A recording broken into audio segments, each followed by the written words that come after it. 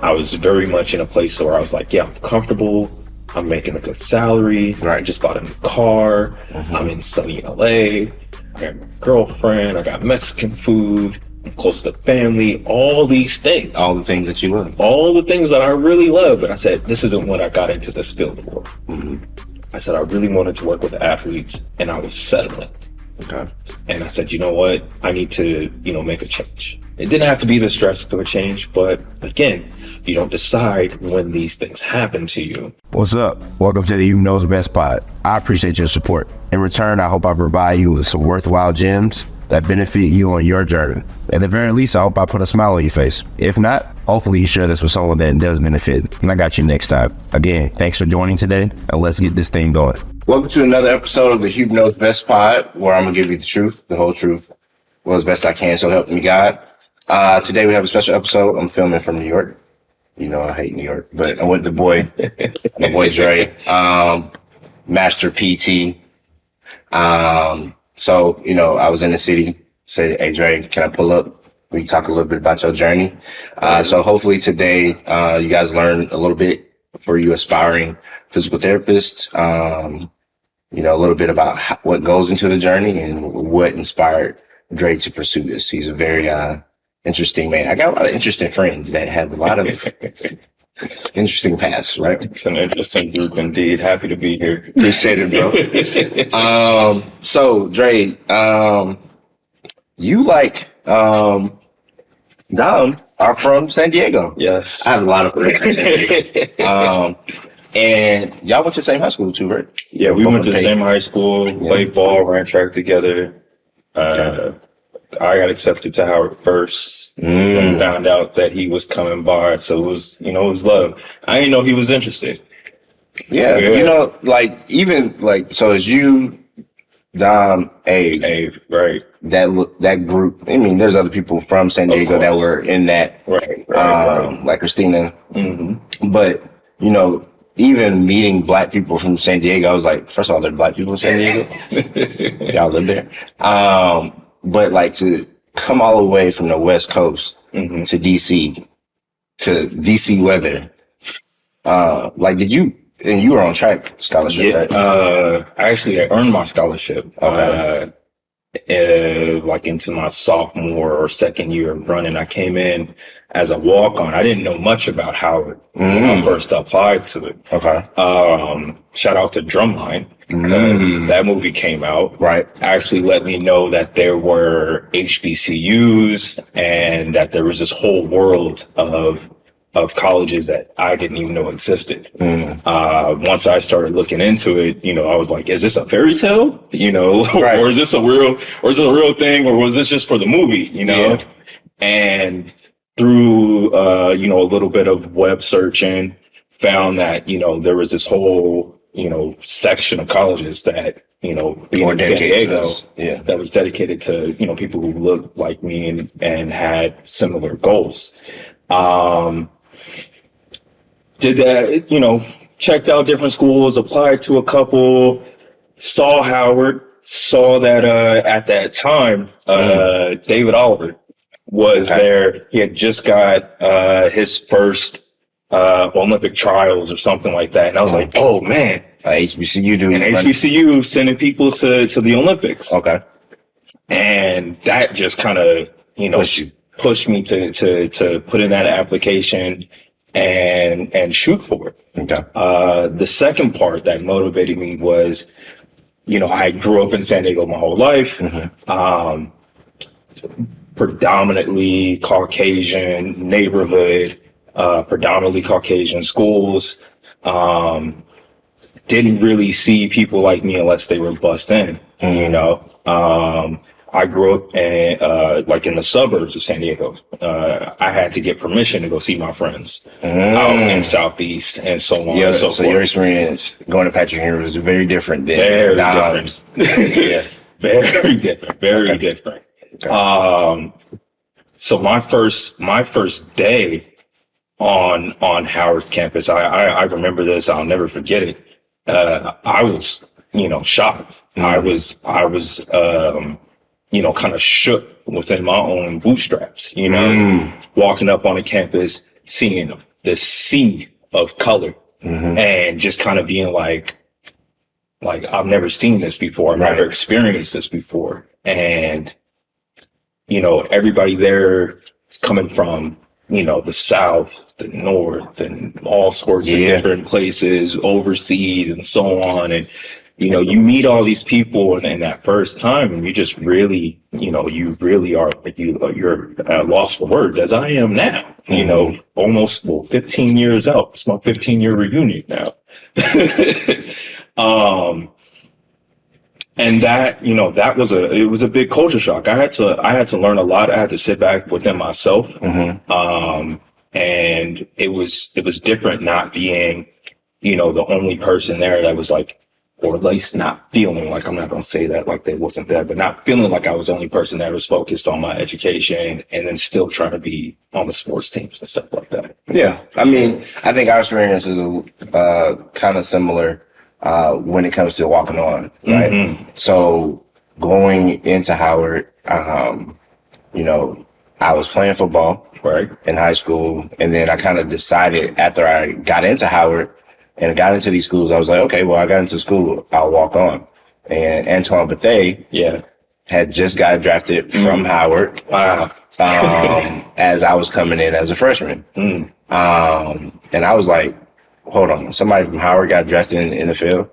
And I think that year they won a Super Bowl, I think his rookie year or something. To the Colts, right? Yep, the Colts. Yeah. And so, like, for me, I was going in, like, I know these dudes at Howard ain't like that. So I know I can make the team. You feel me?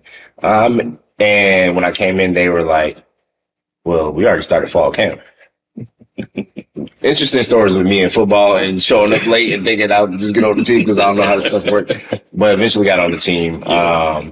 But yeah, it was definitely an interesting experience walking on and getting playing time, the minimal that I did get, right? But it's interesting to like pursue this Black experience and then the sports be secondary, because a lot of times in our community, that's not what people think. Like when I tell people I went to Howard and I played football, they're like, oh, you was on scholarship? I was like, no, I got in academically. Right. I just wanted to play sports because I was bored and I needed something to do at my time instead of like getting in trouble and partying. But okay, so you came in to Howard, and what was your major?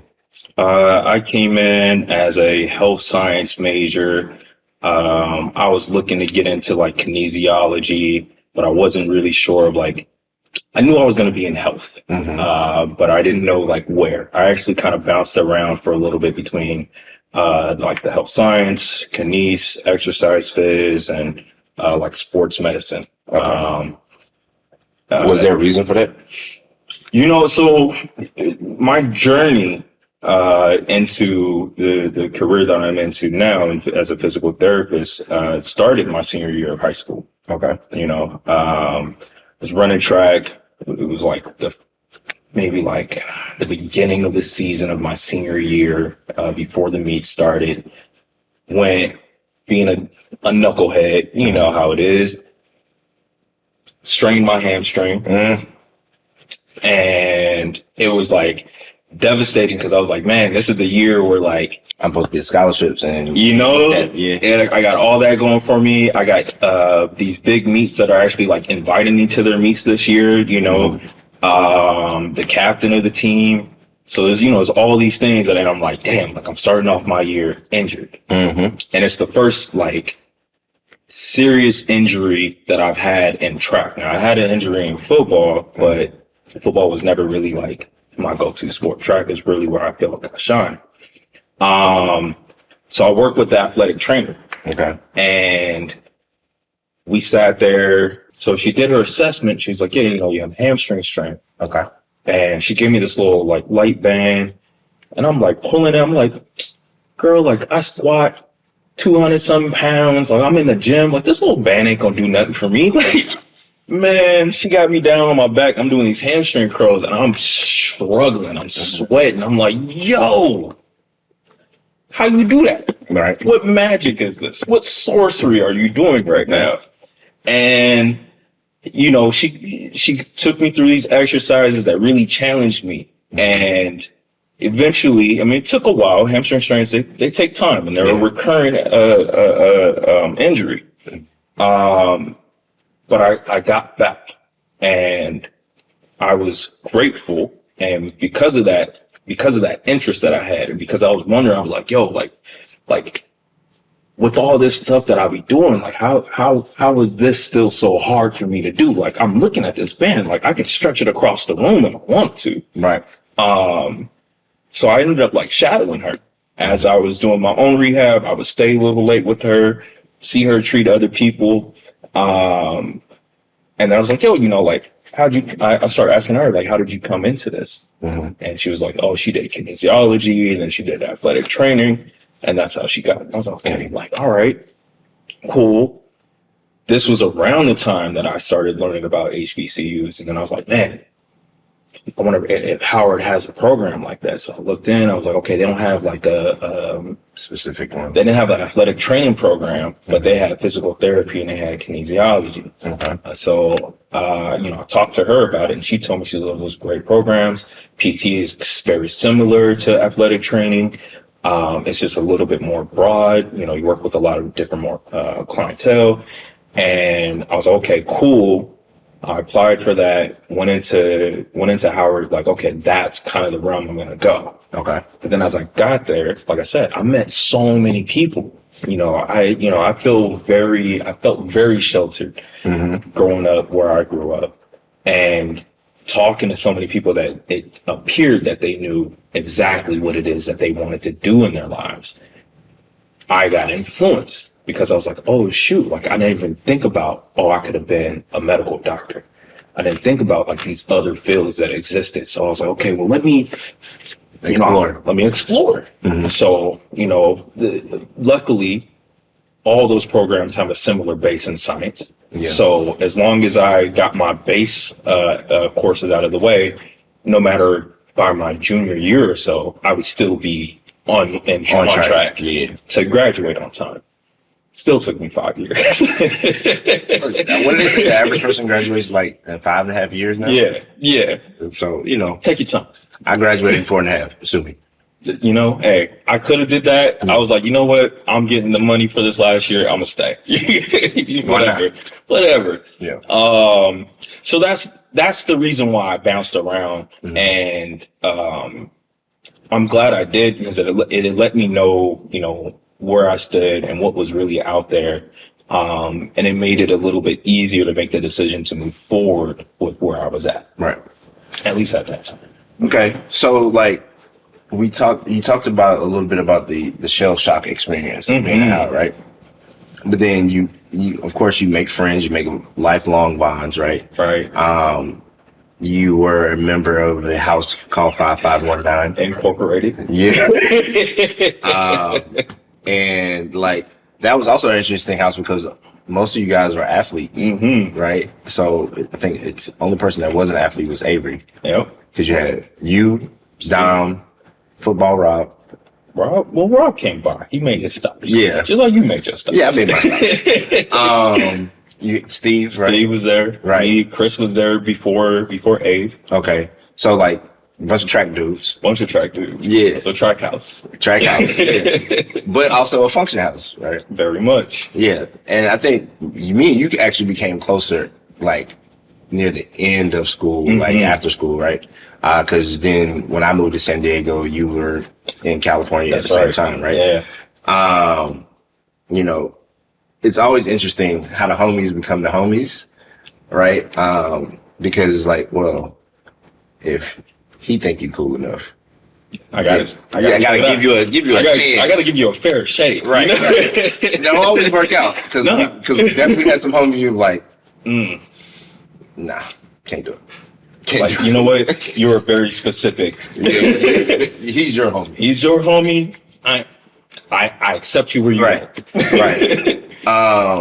So, we graduate and then you start this journey into becoming a physical therapist. Like, what really went into that part of it? Because I think everybody kind of understands, like, you go to college, you take the science prereqs, right? Right.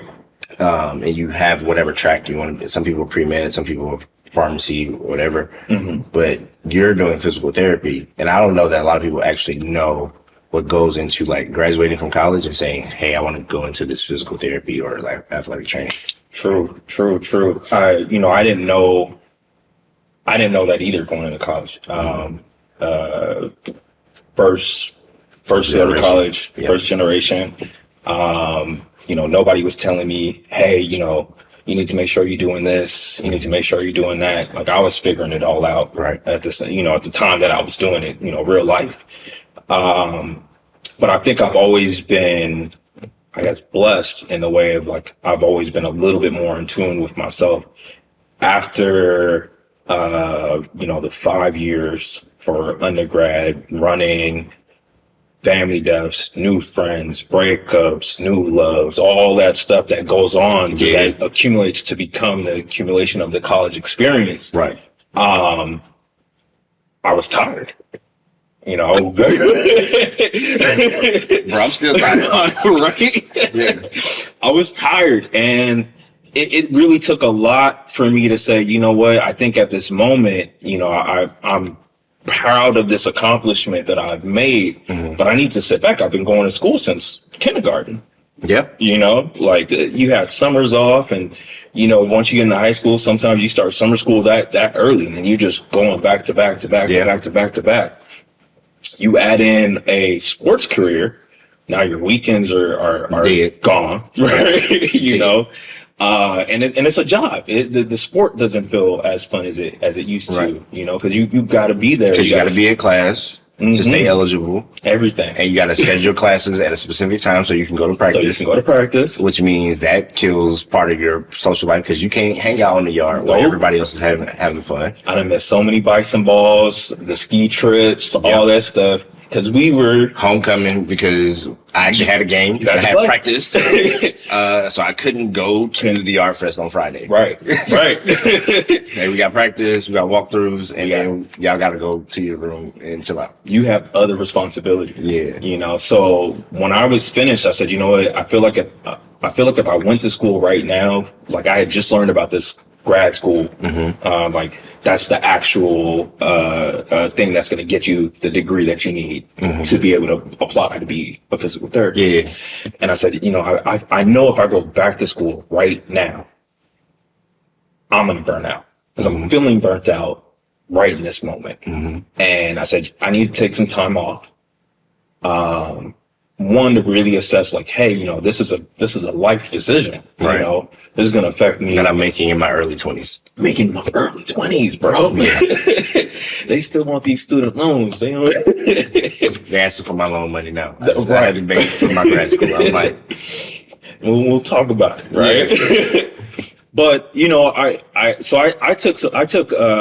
I intended to take 1 year off to just like, hey, what do I want to do? Right. Let me take some time to not be in this environment of higher education. Right.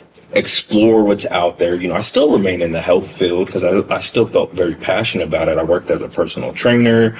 I worked in a gym. I worked as a post-rehab specialist. I worked as a physical therapy aide. I did all these. I was a coach. I volunteered for Howard, and then I got my own head coaching position for like a year and a half.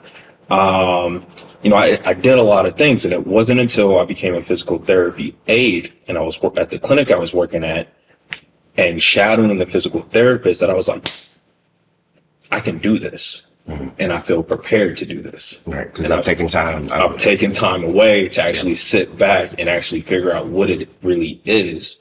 And at least some of the skills that I have naturally and how to apply them into this career field.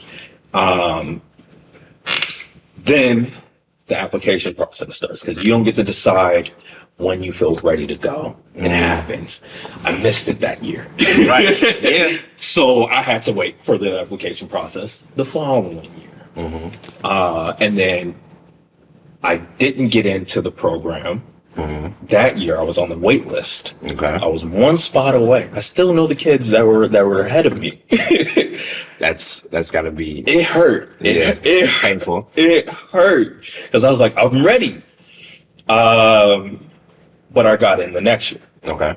I stayed at Howard Yeah. I had being an athlete. I was like, I was going to have a graduate assistantship. School was going to be paid for. Right. That's the year that they went and cleaned out the athletic department. I remember that. Yeah. Everybody left off. A lot of those people need to be cleaned up, but yes, It happens. It was just unfortunate timing. not good for you. Yeah. Unfortunate timing, but got in and, I started my process in the fall of 2012 on a 2.5-year accelerated program with Howard University. Amongst, I think they had just started their doctorate program maybe 2 years before. Okay. And it was an interesting transition going from a period of freedom back into the educational system. I can definitely. Yeah, because that was what your time off was. What, 3 years? About 3 years. Yeah. 2009. Mine was. I started my MBA in 21, so 12 years. Yeah. Of like not going to school and then going back to school. Having a check. Yeah, but at least I still have my job. You still had your job. Yeah. That's right. But yeah, like I think a lot of people don't really understand. I think part of that pause, right? I think there's a energy that, like, you always hear about people going to grad school and being burnt out or stressed out and doing drugs or other things because they can't cope, right? Facts. And to your point, we start school at 5 years old. Some of us at 4. And if you go to college, you finish college at 21, 22 years old. Right. So that's 17 years of school.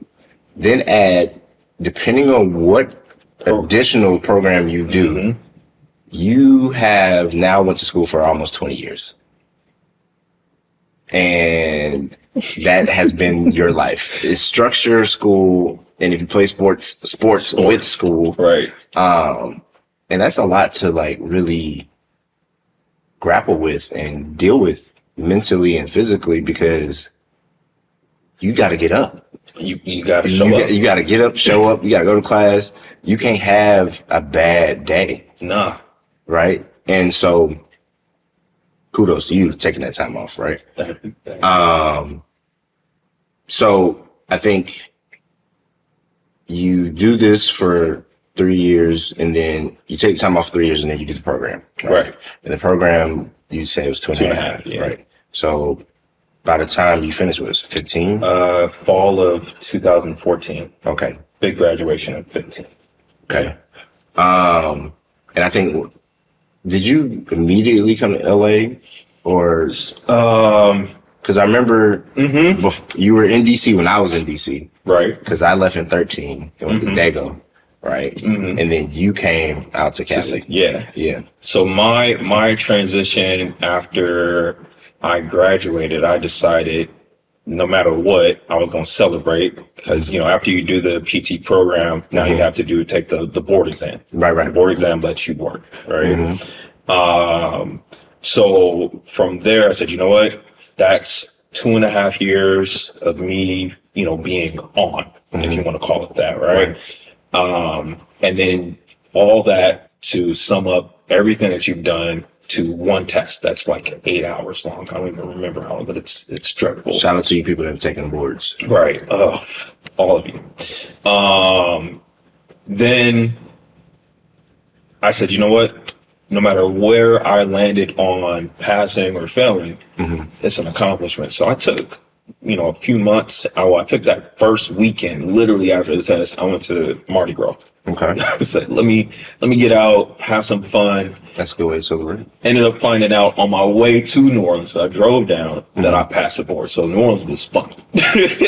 Had a good time. Yeah.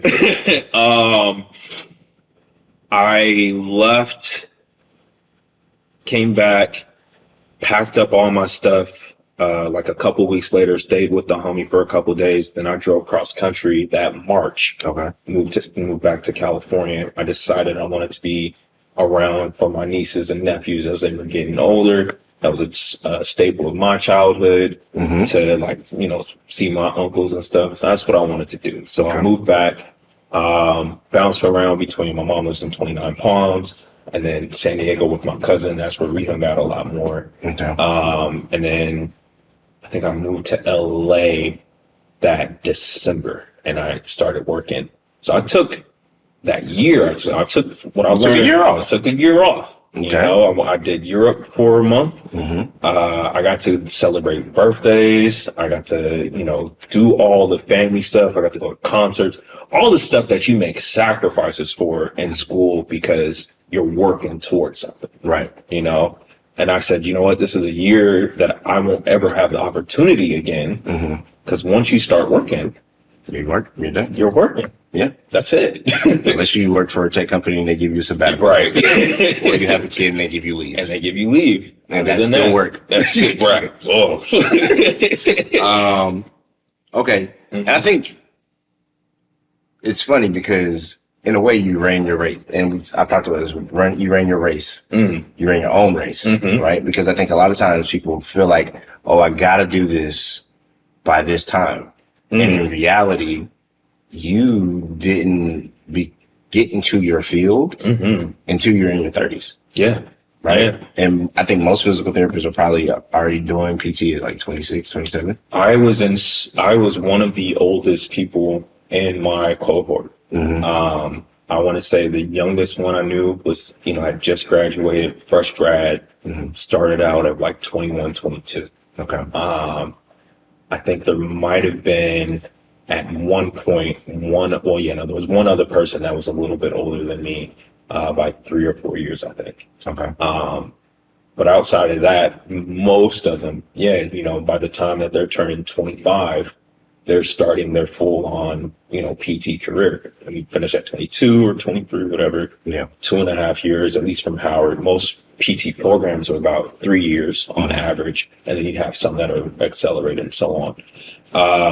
So yeah, I was definitely on the older end, but I do think that helped me a little bit, just on the mature end and understanding people a little bit different as I've been working with people a lot more. Your brain pan was fully formed. Right, my frontal lobe. Yeah. You actually develop it, like they said, for men at 26, right? Yeah. So I didn't even start until I think I started at like 26, 27. Okay. So, and then I finished my program. I think I was turning 29 that year that I finished. So yeah. Yep. Yeah.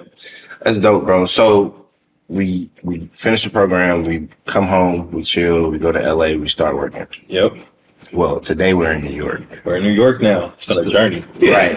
And you came out to New York, the year before COVID? A year before the penny. Right? Yeah. So, like, what made you come to New York and leave, like, LA? Because I feel like they're the two main hubs for athletes and people having injuries, largest populations in the United States. So, to leave sunny California, to come to cold ass New York. Dirty ass New York. No offense. I'm in New York. I love New York for shopping and for food. And one other thing that I won't mention on this podcast, but it's crowded. It is. And it's loud and it's a lot. The weather and the trash on the sidewalks. And the rats that I saw when I landed Friday. Right. So like what made a Southern California boy that's in LA, most people think like hey, I made it. I'm in LA. I'm done. I'm not leaving. It has been an interesting transition, at least, my career trajectory. I started off in an outpatient clinic in LA, was working there, saw the experience that my coworkers had. And I said, you know what's the common denominator there? They both had very good experience or a plethora of experience working in acute care in hospitals. I said, you know what? I want to be like them. I need to go get that experience. Okay. Left that outpatient clinic, moved to the level 1 trauma hospital, in LA. Stayed there for 2.5 years. Okay. Was working on my third when this very interesting life change happened. One February of 2019. This happened so fast. Weekend of the Super Bowl. I don't know who's playing. Don't ask me. I can't remember. It wasn't the Falcons, so I don't care. Right. I pull up to work that Monday to my supervisor walking towards the outpatient clinic when she works in the inpatient clinic. And I was like, do we have a meeting that I don't know about? And she goes, you didn't hear? And I was like, hear what? Such and such passed away this past weekend. I was like, one of your coworkers? One of my coworkers. Okay. Who worked in the outpatient clinic. Me and him, we didn't work together closely because he worked in outpatient, I worked in. But, during our meetings, me and him became really cool. Okay. He's an occupational therapist. Right. And, very devoted in his field, knows his stuff, knew his stuff. Maybe early 40s. Pretty young guy. And just kind of seeing how that situation kind of played out, like, I still had to go to work that day. I still had clients to see. I still had patients that needed to be treated. Going to his memorial and just seeing how well he was respected there at that hospital, and realizing that even though he passed fairly young, he did pass in a way that I feel like he was doing what he loved. And I was just kind of going through the motions. I was very much in a place where I was like, yeah, I'm comfortable. I'm making a good salary. Right. I just bought a new car. I'm in sunny LA. I got my girlfriend. I got Mexican food. I'm close to family. All these things. All the things that you love. All the things that I really love. But I said, this isn't what I got into this field for. I said, I really wanted to work with the athletes, and I was settling. Okay. And I said, you know what? I need to, make a change. It didn't have to be this drastic of a change, but again, you don't decide when these things happen to you. When they do, you get to make your choice and what you get to do about it. At that time, I was like, okay, well, I really want to get back to my manual skills, back into outpatient, working with athletes. How can I do that? I haven't put my hands physically on somebody to do manual care 2.5 years. Okay. And within physical therapy, there's this thing called the OCS, which is an orthopedic certification for specialization. Okay. I said, well, if I do that, that's going to spring my career forward and get me back on track. So I went to researching programs that were open: Ohio, Stanford, New York. Okay. I applied to all three. You got into New York. New York accepted me. I didn't want to come to New York. I think I recall this conversation. I did not want to come to New York. But I said, you know what? My goal has to be bigger than the things that I dislike. Hey, shout out to you for saying that. Right? Because, everybody that knows me knows I have my kid and they know I'm in Chicago, right? And a lot of times people ask me, like, do you like Chicago? It's like, I'm at an age where it's not about what I like, and that responsibility trumps anything about my dislike for where I'm at, right? That's where it's at. But I think a lot of times people don't understand that piece of it is like, I hear this a lot of sports, like, be comfortable being uncomfortable. Very much. Because a lot of success and a lot of great things are accomplished when you get comfortable being somewhere where you're not necessarily comfortable, or doing something that you're not necessarily comfortable in, pushing yourself or stretching yourself, because of the opportunities to take off show up. That's it. So I made the move August 2019. 6 months later. 6 months later, pandemic. Right. Got real uncomfortable. Because you're far away from everybody now. Far away from home. I didn't have an opportunity with home. My mom's husband was a recent heart transplant. He was immunocompromised. There was no way I could go back there and live your life and live my life. There was a hiring freeze. So it means that if I moved anywhere, I essentially had no income. So I wrote it out here. And it's definitely been an experience, and I think everybody's learned something during the pandemic. And Right.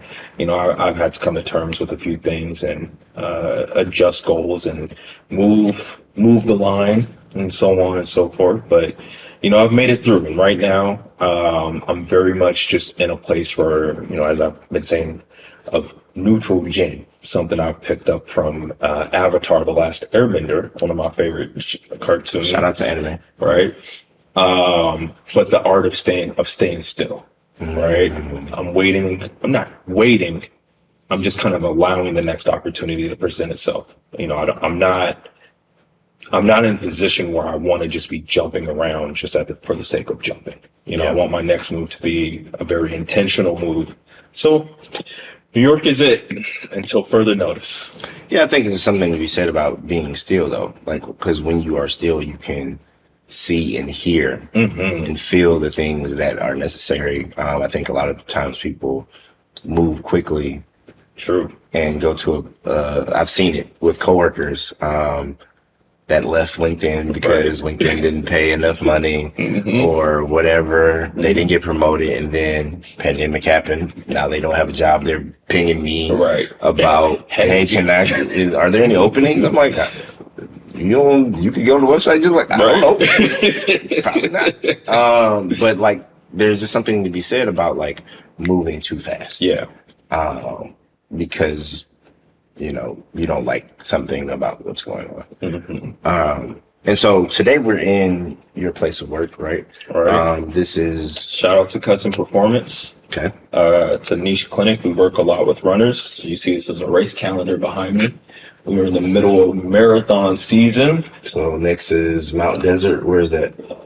That's actually in Maine. Okay. We got the Marine Corps, which would be in DC. Okay. And then the big one here, which is going to be our bread and butter, is going to be the New York City Marathon. Brings in upwards of 50,000 people, plus spectators. The crazy thing to me is these are done when it's cold outside. These are not warm places to be running. During this time. Berlin, Staten Island, Chicago. I live in Chicago. It was cold last weekend. Yes. It was not warm. And there were people outside running in shorts, and I thought it was the craziest thing. Philly? Yeah. In November? In November, right before Where's this one? Thanksgiving. That's California. Okay, that one might be. Yeah. That was in Sacramento. It'll be a little cold. Yeah. So, like, and you're training people or like working on people that are training for these, Right. or have gotten injured training for these or running in these. Right? Very much. So ran track, very much wanted to work with runners. Here I am doing this now. And being on the other end, being full circle here, my injury leading me into this profession, and now being in this profession and showing people these exercises that they're like, I didn't know that I was weak here. Right. How are you doing this sorcery? Right. But it has been challenging and exciting. One of the ends of working with runners or any athlete, not only on the physical side, but the mentality.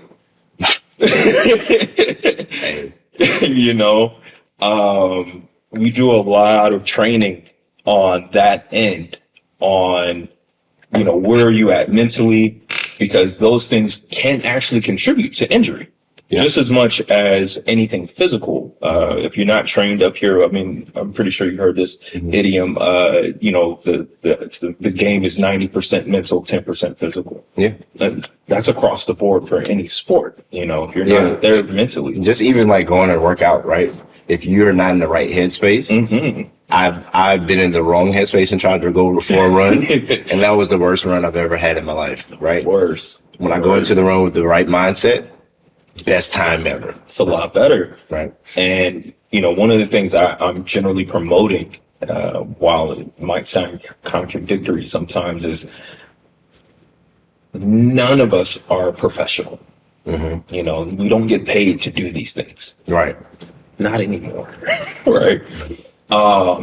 So making sure that we're having fun as we're moving along this process, still hitting your goals, Right. still making it a challenge, still being very athletic and involved, Right. but also understand, because this is something that I've had to combat with my process of stopping being a collegiate athlete. Right. You know, that mentality sticks with you. Pushing hard. You know, pushing hard till your body breaks down. Mm-hmm. And then remembering and bringing yourself back to the idea of like, hey, you know, like, I don't have to do this way anymore. I can be a lot smarter about it, Mm-hmm. you know, because I still have a full-time job that I got to go to. And then I have training that I want to do and babies and all this other things that come into effect. So, yeah, here we are. So, what's one thing you would tell someone maybe that's a PTA right now or thinking about, you know, pivoting, right? A lot of times people pivot. Right. And it doesn't really matter when you pivot. You can pivot, right? Right. So if someone was trying to get to where you are right now, today, what are like some key things that they need to know or do to, you know, succeed? To get where I'm at as a physical therapist right now, you know, there's so many different things. Definitely having, I mean, you got to have the undergraduate career, right? Get your sciences, everything. I would say make sure that if you're not already related in or exposed to the field, shadow a PT, take some time, really go in and find out, you know, what it is that physical therapists do. I think that's something that the public doesn't really know very well. Yeah. We work in multiple settings: hospitals, outpatient clinics, private clinics, neuro, women's health. There's just a wide variety of things, of different type of settings that we work in. So understanding that one specific setting might not be for you, but another one might work. So getting out there and actually just shadowing things, even if you don't think you have an interest in it. You know, there's a lot of people that go into this field thinking they want to do sports and find out they really have a passion for acute care, or vice versa. Right. You know, so that's probably the biggest advice and the greatest advice I could give you is definitely get out there, get some XP and, you know, shadow, ask questions, and then get the education, because that's going to be the next part. Perfect. Yeah. All right, bro. Well, I appreciate you. Of course, man. Yeah. Well, y'all, this is another episode of You Know's Best Pod. So, as always, I wish you peace, patience, understanding, knowledge, wisdom, discernment, health, strength, and resolve. Be your best self, because everybody's already taken. But, you know, be easy or don't. But, you know, there's consequences to every action and, or consequences to every choice and a reaction to every action. So, I'll check y'all later and talk to you soon.